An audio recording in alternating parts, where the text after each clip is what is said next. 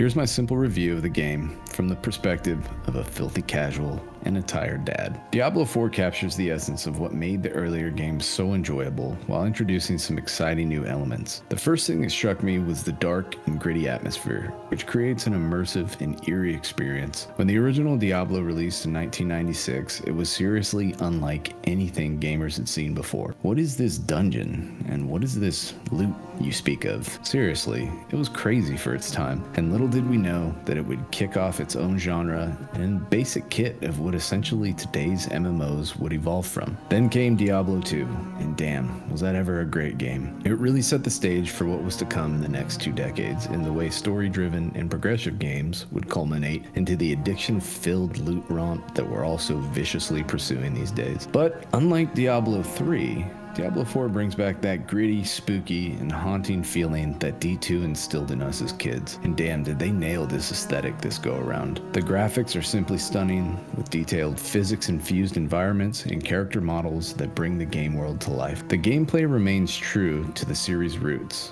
offering fast-paced and satisfying combat. As a dad with limited gaming time, I appreciate that Diablo 4 allows for both shorter play sessions and longer gaming sessions when I have the time. The controls are intuitive and pretty much what we all remember, making it easy to jump in and start hacking and slashing through hordes of demonic creatures. The music and sound design is probably one of the best under-the-radar stars of the game.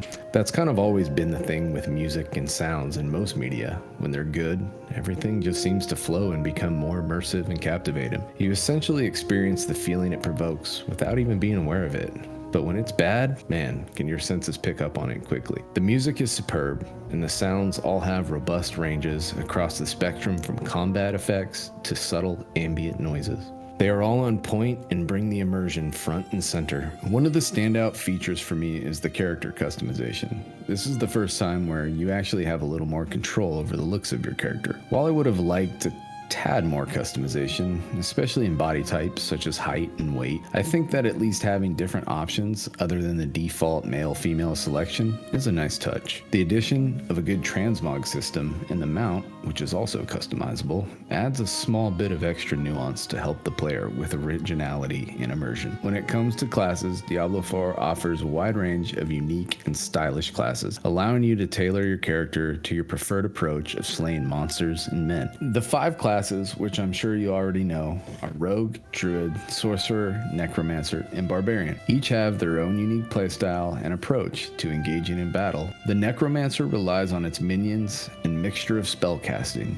The Rogue plays incredibly fast and tactical. The Sorcerer does its damage from range with eye candy spells. The Barbarian smacks things with a variety of weapons and melee power. And the Druid has just a bit of everything from the other classes, making it the most versatile and varied class in the game. Want to turn into a werewolf? A werebear? Swing around a hammer like Thor? Well, the Druid can do that. Whether you prefer a heavy-hitting Barbarian or a spellcasting Sorcerer, there's really a class for everyone, and more to be added in future expansions. The game's world is expansive and filled with quests and challenges to undertake. Exploring the different regions and uncovering hidden treasures provide a sense of adventure and discovery that players of all walks of life can enjoy. The multiplayer aspect is also engaging, allowing you to team up with friends or join online communities to tackle difficult dungeons and bosses together. While I don't have personal experience with Diablo 4's endgame yet, I can say that it's a revolving door of constantly looking for that next big uber gear piece to optimize your build and abilities and brave the hardest nightmare content available. We've all heard the stories thus far of Uber Lilith and the way that goes, and I've even witnessed several people lose their hardcore characters. That's another thing in the game, if you don't know yet. Hardcore characters are ones that upon getting killed in game result in the permadeath of that character. This is a challenging venture, and I totally respect people for wanting to push their skills to the limit,